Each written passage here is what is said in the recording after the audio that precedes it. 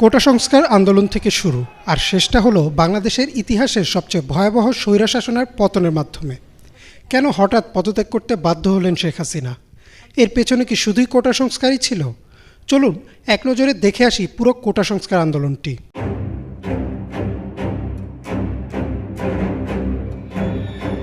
1972 সালে বাংলাদেশের সরকারি চাকরির ক্ষেত্রে প্রথম কোটার প্রবর্তন করা হয়।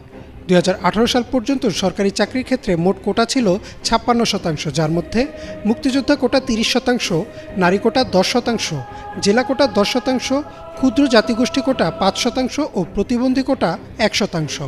তবে সমস্যা যেটা হয় তা হচ্ছে বেশিরভাগ চাকরি প্রত্যাশীদেরই ছিল না কোনো কোটা, অর্থাৎ তাদের সবার প্রতিযোগিতা করা লাগতো মাত্র 44% সিটের জন্য। এই বৈষম্যের কারণে 2018 সালের জানুয়ারি থেকে ঢাকা বিশ্ববিদ্যালয় সহ দেশের প্রায় সবগুলো পাবলিক বিশ্ববিদ্যালয়ের শিক্ষার্থীরা আন্দোলনের রাস্তায় নামেন। তাদের দাবি ছিল কোটা সংস্কার করা, যেন মেধার ভিত্তিতে নিয়োগের সুযোগ তৈরি হয়। এছাড়াও তখন সরকারের বিরুদ্ধে এই অভিযোগ ওঠে যে এই কোটার ব্যবহার করে সরকার তার অনুগত লোকদের সব খাতে বসাচ্ছেন, যেন সব ক্ষেত্রেই আওয়ামী লীগ সরকারের নিয়ন্ত্রণ থাকে। শিক্ষার্থীরা শান্তিপূর্ণভাবে দেশের বিভিন্ন সড়ক অবরোধ করে অবস্থান নেন। তাদের দাবির জবাবে তৎকালীন কৃষিমন্ত্রী মতিয়া চৌধুরী সংসদে দাঁড়িয়ে বলেন, মুক্তিযোদ্ধারা কোটা পাবে না তো কি রাজাকারের বাচ্চারা কোটা পাবে? তার এই বক্তব্যের ফলে ফেটে পড়ে ছাত্র সমাজ, আরও জোরদার হয় আন্দোলন। কিন্তু সেই আন্দোলন দমাতে সরকার পুলিশ ও ছাত্রলীগকে দায়িত্ব দেয়। একদিকে পুলিশ টিয়ারশেল ও লাঠিচার্জ করে, অন্যদিকে ছাত্রলীগের সন্ত্রাসীরা দেশীয় অস্ত্র নিয়ে ঝাঁপিয়ে পড়ে নিরস্ত্র ও সাধারণ শিক্ষার্থীদের ওপর। এই হামলায় বহু শিক্ষার্থী গুরুতর আহত হয়। সামাজিক যোগাযোগ মাধ্যমে হামলার ভিডিও ছড়িয়ে যায় দেশ বিদেশে। সরকার ফেসবুক সহ বেশ কিছু সামাজিক যোগাযোগ মাধ্যম বন্ধ করে দেয়, কিন্তু ইতোমধ্যেই এই হামলার ঘটনা আন্তর্জাতিক গণমাধ্যমের নজর কাড়ে এবং অনেকটা চাপে পড়েই তৎকালীন প্রধানমন্ত্রী শেখ হাসিনা কোটা প্রথা বাতিল করে দেন এবং শেষ হয় আন্দোলন। 2018 সালের 4 অক্টোবর কোটা বাতিল করে প্রজ্ঞাপনও জারি করে সরকার। এরপর কেটে যায় 6 বছর। 2024-এর নির্বাচনে চতুর্থবারের মতো সরকার গঠন করে আওয়ামী লীগ। শপথ নেওয়ার 6 মাসের মাথায় 5ই জুন 2018-তে জারি করা প্রজ্ঞাপন বাতিল করে দেয় বাংলাদেশ সুপ্রিম কোর্টের হাইকোর্ট ডিভিশন এবং কোটা পুনর্বহাল করা হয়। ফলে আবারও ফুঁসে ওঠে ছাত্র সমাজ। এবার বৈষম্য বিরোধী ছাত্র আন্দোলনের নেতৃত্বে সারা দেশে পাবলিক বিশ্ববিদ্যালয়ের ছাত্ররা রাস্তায় নামেন। এবারও তাদের দাবি কোটা সংস্কারের। সরকারের বেশ কিছু মন্ত্রী বলেন, তাদের দাবির পক্ষে সুপ্রিম কোর্টে আপিল করা হয়েছে এবং বিষয়টি প্রক্রিয়াধীন রয়েছে। শিক্ষার্থীদের ধৈর্য ধরতে বলেন তারা। শুনানির দিন ধার্য করা হয় 7ই আগস্ট। কিন্তু ছাত্রদের বুঝতে আর বাকি ছিল না যে এটা সরকারের একটা কৌশল কোটা পুনর্বহাল করার। কারণ বিচার ব্যবস্থা থেকে শুরু করে প্রশাসনের সব ক্ষেত্রেই আওয়ামী লীগ সরকারের অনুগত। তাই তাদের দাবি ছিল সংসদে আইন পাশ করে কোটা প্রথা সংস্কার করা। 2024 সালের 14ই জুলাই চীন পরবর্তী সংবাদ সম্মেলনে শেখ হাসিনা আন্দোলনকারীদের রাজাকারের নাতিপুতি বলে অভিহিত করেন। তার মানে কি মুক্তিযোদ্ধার সন্তান নাতিপুতিরা কেউ মেধাবী না? যত রাজাকারের বাচ্চারা নাতিপুতি হলো মেধাবী, তাই না? তার এই বক্তব্যের প্রতিক্রিয়ায় সেদিন রাতেই উত্তাল হয়ে ওঠে ঢাকা বিশ্ববিদ্যালয়, জাহাঙ্গীরনগর বিশ্ববিদ্যালয় সহ দেশের প্রায় সব পাবলিক বিশ্ববিদ্যালয়। শিক্ষার্থীরা স্লোগান দিতে থাকেন, তুমি কে আমি কে, রাজাকার রাজাকার, কে বলেছে স্বৈরাচার স্বৈরাচার। শিক্ষার্থীদের এই স্লোগানকে ইস্যু করে একে একে উস্কানিমূলক বক্তব্য দিতে থাকেন আওয়ামী লীগের সাধারণ সম্পাদক এবং সড়ক পরিবহন ও সেতুমন্ত্রী ওবায়দুল কাদের, শিক্ষামন্ত্রী মহিবুল হাসান চৌধুরী নফেল সহ অনেকেই। ওবায়দুল কাদের তার এক বক্তব্যে বলেন, এসব রাজাকারদের প্রতিহত করতে ছাত্রলীগই যথেষ্ট। তার এই উস্কানিমূলক বক্তব্যের পর সভাপতি সাদ্দামের নেতৃত্বে দেশীয় অস্ত্র নিয়ে ঠিক 2018-র মতো এবারও সাধারণ শিক্ষার্থীদের উপর হামলা করে ছাত্রলীগ। লাঞ্ছিত করা হয় নারী শিক্ষার্থীদেরও। তবে এবার আর শিক্ষার্থীরা চুপ থাকেনি, তারাও পাল্টা প্রতিরোধ গড়ে তোলে। সাধারণ শিক্ষার্থীদের প্রতিরোধের মুখে বিশ্ববিদ্যালয় হল ছেড়ে পালাতে শুরু করে ছাত্রলীগের নেতাকর্মীরা। একে একে দেশের প্রায় সব পাবলিক বিশ্ববিদ্যালয়কে ছাত্রলীগ মুক্ত ঘোষণা করে সাধারণ শিক্ষার্থীরা। ছাত্রলীগের চেষ্টা বিফলে গেলে মাঠে নামে পুলিশ। তারা শিক্ষার্থীদের উপর লাঠিচার্জ করে, টিয়ারশেল নিক্ষেপ করে, এমনকি ছররাগুলিও চালায়। একে একে সব বিশ্ববিদ্যালয় পরিণত হয় রণক্ষেত্রে। এমন অবস্থায় রংপুরে বেগম রোকেয়া বিশ্ববিদ্যালয়ের শিক্ষার্থী আবু সাইদকে পুলিশ নিরস্ত্র অবস্থায় খুব কাছ থেকে গুলি করে হত্যা করে। সামাজিক যোগাযোগ মাধ্যমে দ্রুত ছড়িয়ে পড়ে আবু সাঈদের হত্যার ভিডিও। এতদিন চুপ থাকলেও আবু সাঈদের মৃত্যুর পর মাঠে নামে বেসরকারি বিশ্ববিদ্যালয়ের শিক্ষার্থীরাও। শুধু বেসরকারি বিশ্ববিদ্যালয় না, সারা দেশের স্কুল ও কলেজের শিক্ষার্থীরাও যোগ দেয় আন্দোলনে। রাজধানী রামপুরা, উত্তরা, যাত্রাবাড়ি সহ দেশের অনেক জায়গায় শুরু হয় তুমুল সংঘর্ষ। 17 তারিখও ইস্ট ওয়েস্ট, ব্র্যাক, MIST বিশ্ববিদ্যালয় ও ইম্পেরিয়াল কলেজের ছাত্রসহ সারা দেশে অন্তত 10 জন নিহত হয়। পরদিন অর্থাৎ 18 জুলাইও চলে সংঘর্ষ। রামপুরায় বিটিভির ভবনে ধরিয়ে দেওয়া হয় আগুন, হেলিকপ্টার থেকে ছোড়া হয় গুলি। একের পর এক খবর আসতে থাকে ছাত্র হত্যার। সামাজিক যোগাযোগ মাধ্যমে ছড়িয়ে পড়তে থাকে এসব ভিডিও। অবস্থা ক্রমেই আইনশৃঙ্খলা বাহিনীর নিয়ন্ত্রণের বাইরে চলে যায়। 18 জুলাই রাত থেকে বন্ধ করে দেওয়া হয় ইন্টারনেট, ফলে পুরো বিশ্ব থেকে বিচ্ছিন্ন হয়ে যায় বাংলাদেশ। জারি করা হয় কারফিউ এবং রাস্তায় সেনাবাহিনী মোতায়েন করা হয়। তথ্য ও যোগাযোগ প্রতিমন্ত্রী জুনায়েদ আহমেদ পলক বলেন, শিক্ষার্থীরা ডেটা সেন্টারে আগুন দিয়েছে তাই বন্ধ রয়েছে ইন্টারনেট। কিন্তু ইন্টারনেট বন্ধের পেছনে ছিল এক ভয়াবহ পরিকল্পনা। সারা দেশে যোগাযোগ বিচ্ছিন্ন করে শুরু হয় ক্র্যাকডাউন। বিভিন্ন বাহিনীতে থাকা সরকারের অনুগত লোকেদের নামিয়ে দেওয়া হয় রাস্তায়। এবার আর ছররাগুলি না, চাইনিজ রাইফেল, অ্যাসল্ট রাইফেল ও পিস্তল নিয়ে একে একে গুলি করে মারা হয় নিরস্ত্র ছাত্রদের। শিক্ষার্থীদের বুকে ও মাথায় টার্গেট করে চালানো হতে থাকে গুলি। 19, 20 ও 21 জুলাই চলে এই গণহত্যা। ইন্টারনেট বন্ধ থাকায় গণহত্যার খবর খুব একটা প্রকাশ্যে আসেনি, কিন্তু 23 জুলাই ব্যবসায়ী ও আন্তর্জাতিক সংস্থাগুলোর চাপে পড়ে ইন্টারনেট চালু করতে বাধ্য হয় সরকার। তবে বন্ধ থাকে ফেসবুক, হোয়াটসঅ্যাপ সহ বেশ কিছু সামাজিক যোগাযোগ মাধ্যম। কিন্তু VPN-এর কল্যাণে সামাজিক মাধ্যমে একে একে প্রকাশ পেতে থাকে নৃশংস গণহত্যার ভিডিও ও ছবি। শুধু তাই না, প্রতি রাতে দেশের বিভিন্ন এলাকায় রাস্তার লাইট বন্ধ করে ব্লক রেড চালিয়ে আন্দোলনের সাথে জড়িত শিক্ষার্থীদের তুলে নিয়ে যায় পুলিশ। কারোই আর বুঝতে বাকি থাকে না কেন ইন্টারনেট বন্ধ করা হয়েছিল।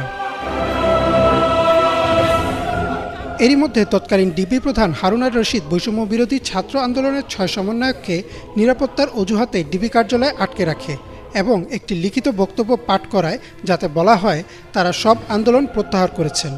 কিন্তু শিক্ষার্থীরা বুঝে ফেলে যে এই বক্তব্য জিম্মি করে আদায় করা, তাই তারা আন্দোলন চালিয়ে যাওয়ার ঘোষণা দেয়। শেখ হাসিনার ক্ষমা চাওয়া, স্বরাষ্ট্রমন্ত্রী ও সাধারণ সম্পাদকের পদত্যাগ এবং সকল গণহত্যার বিচারসহ 9 দফা দাবি প্রস্তাব করেন শিক্ষার্থীরা।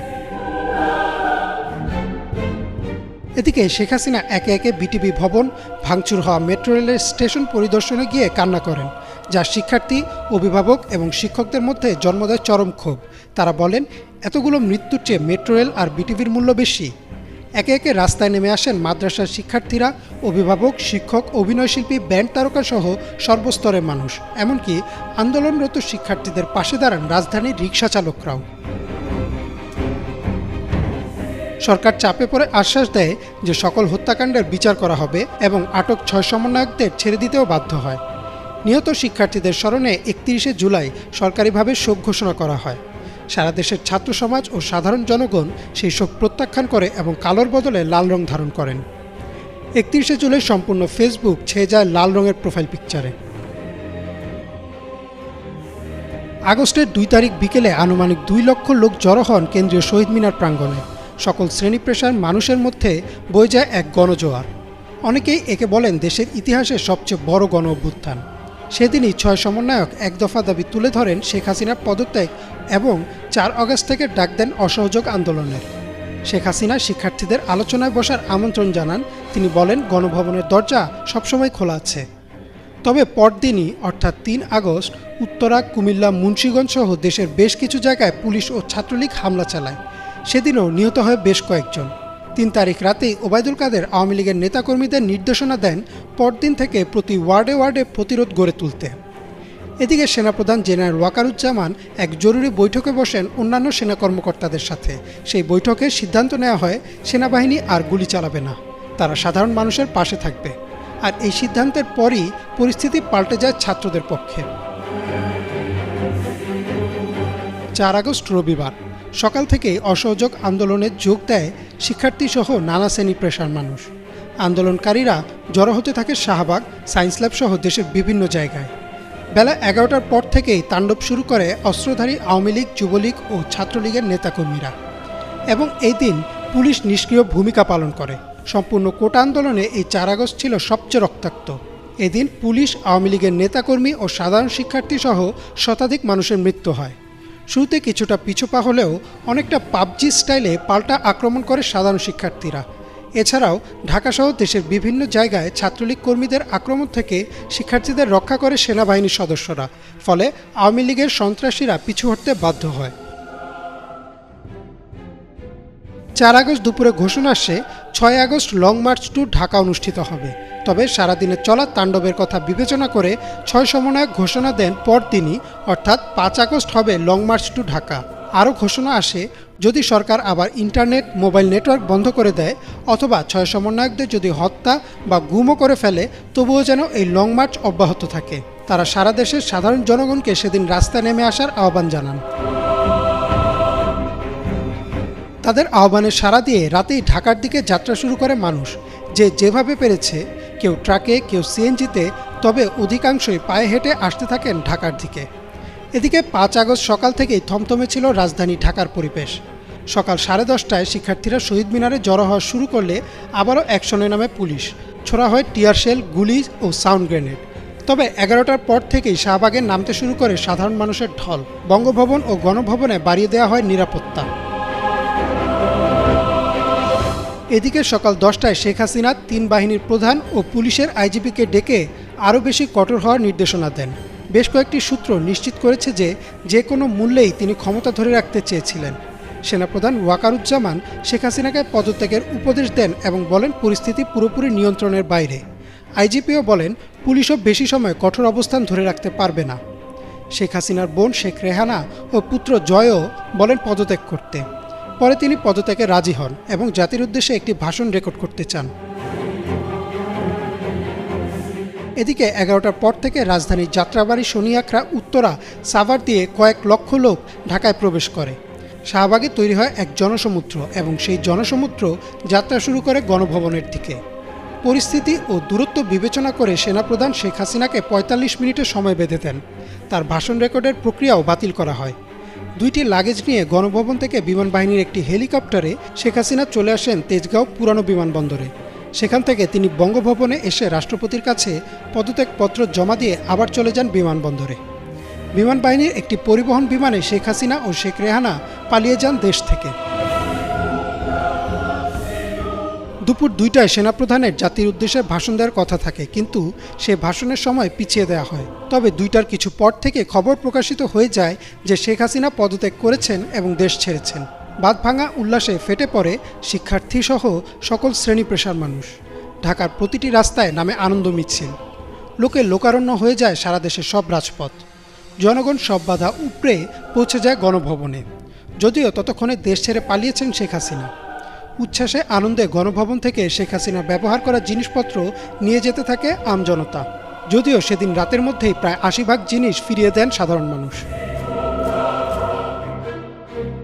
বেলা 3:30টায় সেনাপ্রধান জেনারেল ওয়াকারুজ্জামান আনুষ্ঠানিকভাবে জানান যে শেখ হাসিনা পদত্যাগ করেছেন এবং শীঘ্রই দেশে একটি অন্তর্বর্তীকালীন সরকার গঠন হবে এবং সেই সরকারের অধীনে হবে নির্বাচন। অবশেষে পতন হলো বাংলাদেশের ইতিহাসের সবচেয়ে বড় স্বৈরশাসকের। অনেকে হয়তো ভাবতে পারেন যে সামান্য এক কোটা সংস্কার আন্দোলন কিভাবে 15 বছর ধরে জেঁকে বসা এক শাসকের পতন ঘটায়। আসলে এই পতনের পিছনে শুধু কোটা সংস্কার ছিল না, সাধারণ মানুষের দীর্ঘ 15 বছরের ক্ষোভ, বিরোধী রাজনৈতিক দলগুলোর উপর চলা অত্যাচার, সীমাহীন দুর্নীতি ও লুটপাট, দ্রব্যমূল্যের লাগামহীন ঊর্ধ্বগতি, ছাত্রলীগ যুবলীগের অত্যাচার ও চাঁদাবাজি, বিচার বহির্ভূত হত্যাকাণ্ড ও গুম এবং সবশেষে শেখ হাসিনার অহংকার ও দাম্ভিকতার ফলে জনমনে যে ক্রোধের বারুদ জমা হয়, সেই বারুদেই আগুন দেয় কোটা সংস্কার আন্দোলন। আর বিশ্বের ইতিহাস সাক্ষী, যে কোনো দেশের যে কোনো স্বৈরশাসক যখনই ছাত্রদের বুকে গুলি চালায়, তখনই তার পতনের দিন গণনা শুরু হয়। জেনারেশন জেড বা জেনজি তাদের বুকের তাজা রক্ত ঢেলে এনে দিয়েছে নতুন স্বাধীনতা। এখন আমাদের সবার দায়িত্ব নিজ নিজ অবস্থান থেকে এই স্বাধীনতাকে রক্ষা করা। ইমরান মাহমুদ, বাংলা ভিশন।